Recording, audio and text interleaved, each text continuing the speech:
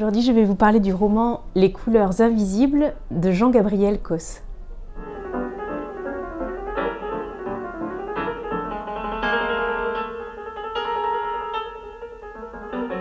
Le héros Antoine Cluzel est coloriste, il a un don tout à fait singulier puisqu'en fait il perçoit les couleurs dans les sons. C'est déjà rien que ça, c'est merveilleux et poétique. Il apprend qu'il a un cancer en phase terminale et il décide de prendre la mer et de rejoindre, on va dire, des horizons inconnus. Et alors à partir de là, c'est le cas de le dire, il faut se laisser embarquer complètement. J'ai rarement lu un roman comme celui-là. J'ai eu d'ailleurs beaucoup de mal à dire si j'avais adoré ou pas. Ce qui est sûr, c'est que c'est à la fois fou, poétique, gracieux, métaphysique. C'est-à-dire que j'ai eu l'impression qu'il nous a présenté, que l'auteur nous présente des images que jamais avant je n'avais eu à explorer. Ça parle de physique quantique, d'hallucination, puisque notre héros, en tout cas au début du roman, prend la mer sans être vraiment préparé. En fait, il vient d'avoir une enveloppe où il pense qu'est indiqué son état de phase terminale du cancer, et donc il fuit.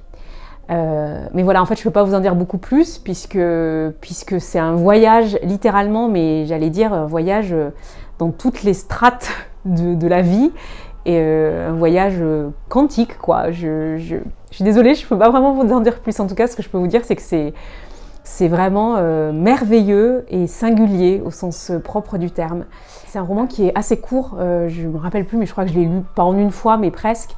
C'est comme une très très longue poésie ou un très long poème initiatique.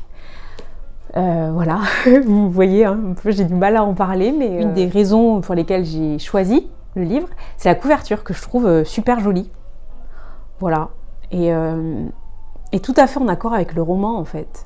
Alors moi il y a juste la fin, alors déjà peut-être que chacun va avoir des interprétations différentes. Moi la manière dont je l'ai interprété, je suis un petit peu déçue.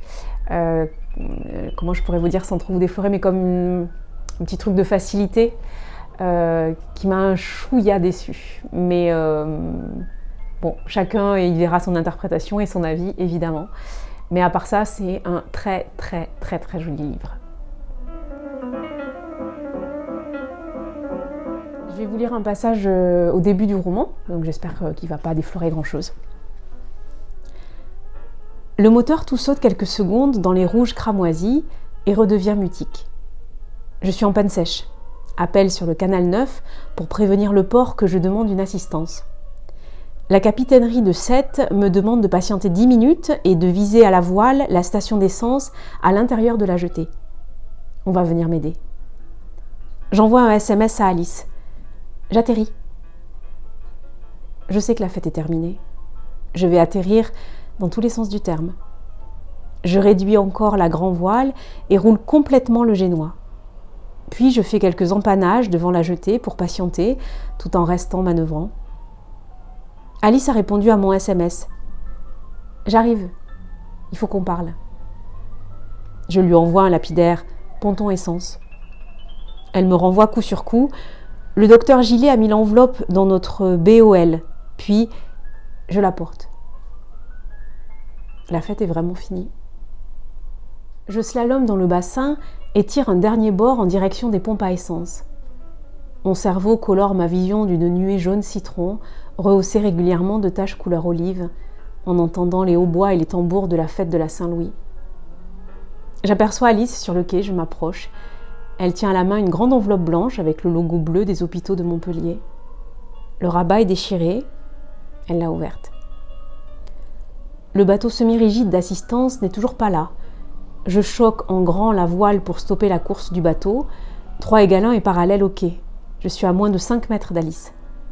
On se regarde dans les yeux, gravement, silencieusement. Le courant rapproche doucement 3 = 1 du ponton. On est maintenant assez près l'un de l'autre pour se regarder dans le blanc des yeux. Une idée me traverse l'esprit. Mon cerveau reptilien s'y oppose catégoriquement. Mon cerveau limbique est plutôt d'accord. Mon cortex préfère rester neutre. J'hésite. Finalement, je lance la barre à bâbord toute, demi-tour. Je croise le zodiaque de l'assistance. Son pilote me regarde sans comprendre.